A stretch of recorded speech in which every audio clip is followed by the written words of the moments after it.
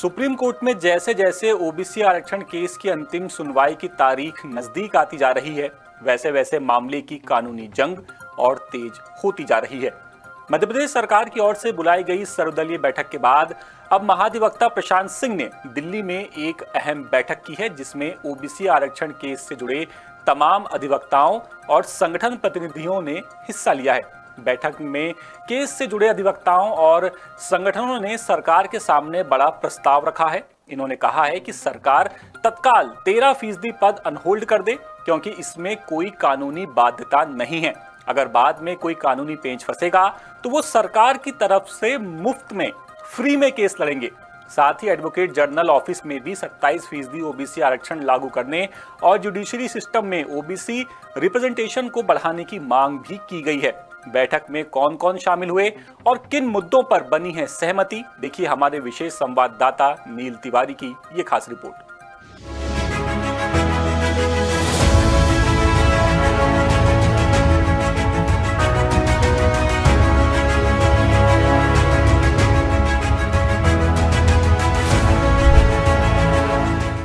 मध्य प्रदेश में ओबीसी आरक्षण विवाद बीते 6 साल से चला आ रहा है, जिसे सुलझाने के लिए सड़क से लेकर सदन और हाई कोर्ट से लेकर सुप्रीम कोर्ट तक लंबी लड़ाई चल रही है। फिलहाल केस की अंतिम सुनवाई सुप्रीम कोर्ट के हवाले है, जहां 23 सितंबर से रोजाना सुनवाई होगी।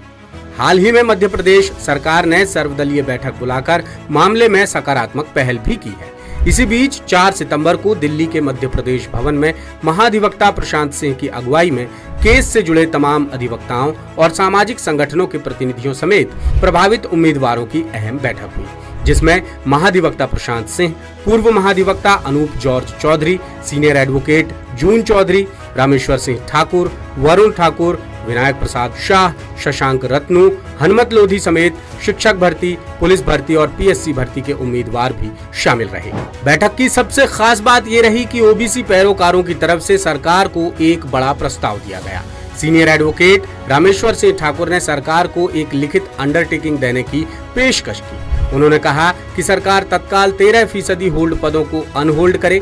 यदि ऐसा करने के बाद सरकार के सामने किसी भी तरह की कानूनी बाधा आती है तो सभी ओबीसी पैरोकार हाई कोर्ट और सुप्रीम कोर्ट में सरकार की तरफ से मुफ्त में केस लड़ेंगे। ओबीसी अधिवक्ताओं ने एक मत होकर कहा कि मामले पर अब और देरी करना लाखों नौजवानों के साथ बड़ा अन्याय होगा, इसलिए सरकार को साहस दिखाना चाहिए।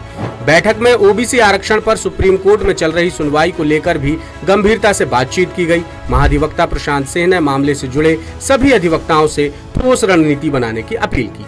बैठक में ये भी तय हुआ कि 23 सितंबर से सुप्रीम कोर्ट में रोजाना होने वाली सुनवाई के दौरान मध्य प्रदेश सरकार की तरफ से मजबूती से पैरवी की जाएगी।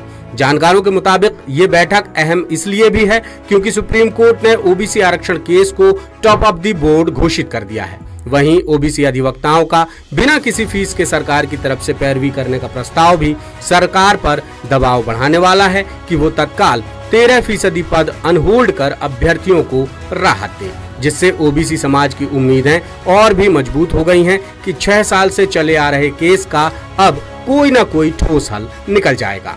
माननीय महाधिवक्ता महोदय से कहा कि आप सभी होल्ड पदों को अनहोल्ड करने की कार्रवाई करें और इससे कोई भी लिटिगेशन, किसी भी प्रकार का विवाद यदि उत्पन्न होगा तो उसके लिए मैं सरकार की ओर से फ्री ऑफ कास्ट डिफेंड करूंगा कि जो पद होल्ड किए गए हैं वो किसी न्यायिक निर्णय के अधीन होल्ड नहीं किए गए हैं और इनको अनहोल्ड कर दिया जाता है तो इसमें किसी भी प्रकार के न्यायालय के आदेश की अवहेलना का प्रश्न पैदा नहीं होता है। फिर भी मैंने एक अंडरटेकिंग दी आज की बैठक में कि मैं और मेरी टीम हाई कोर्ट और सुप्रीम कोर्ट में फ्री ऑफ कास्ट, सरकार से 1 रुपए भी नहीं लेगी। यदि इन अनहोल्ड करने से कोई विवाद उत्पन्न होता है तो उसको फ्री ऑफ कास्ट कंटेस्ट करेगी सरकार के इंटरेस्ट में। इसी के साथ Madhya Pradesh advocate general office में भी 27% आरक्षण लागू करने और जुडिशरी सिस्टम में ओबीसी रिप्रेजेंटेशन बढ़ाने की मांग भी की गई। बैठक में महाधिवक्ता से कहा गया कि सभी होल्ड पदों को अनहोल्ड किया जाए, भले ही नियुक्तियां न्यायपालिका के अंतिम आदेश पर निर्भर हो, लेकिन होल्ड उम्मीदवारों को नियुक्तियां देने की प्रक्रिया शुरू कर दी जाए।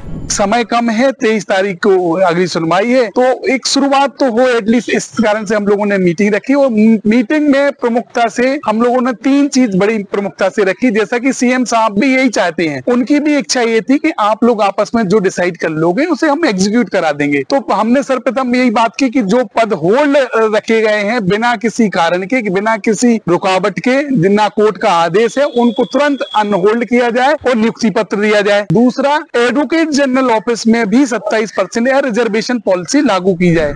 हालांकि इतना सब होने के बावजूद ओबीसी वर्ग को मध्य प्रदेश सरकार की मंशा पर अभी भी संदेह है। बैठक के दौरान महाधिवक्ता ने ओबीसी वर्ग से 2 अधिवक्ताओं के नाम मांगे जो सरकार की तरफ से केस लड़ सके, मगर ओबीसी वर्ग का मानना है कि महाधिवक्ता मुख्य मुद्दे को घुमाने की कोशिश कर रहे हैं। यदि ओबीसी वर्ग से 2 अधिवक्ताओं के नाम दे भी दिए और अगर आखिर में कोई चूक हो गई तो सरकार सारा ठीकरा ओबीसी अधिवक्ताओं पर ही फोड़ देगी।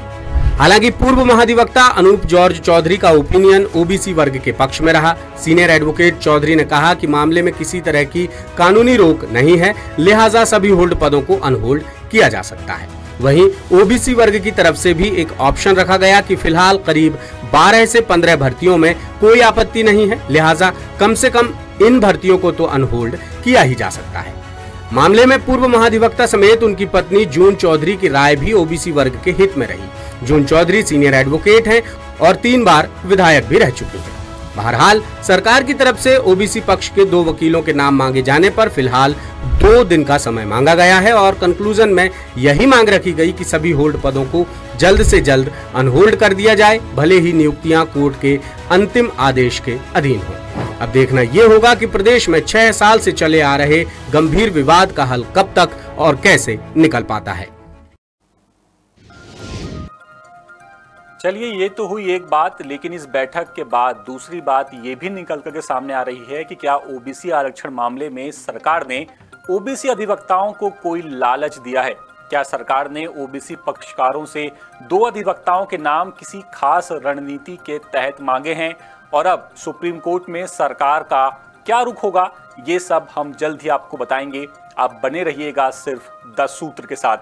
लेटेस्ट, इन्वेस्टिगेटिव और इन डेप्थ खबरें देखने के लिए ज्वाइन कीजिए 10 सूत्र का व्हाट्सएप चैनल, सब्सक्राइब कीजिए यूट्यूब चैनल, लाइक कीजिए फेसबुक पेज और पढ़ते रहिए वेबसाइट www.dasootra.com।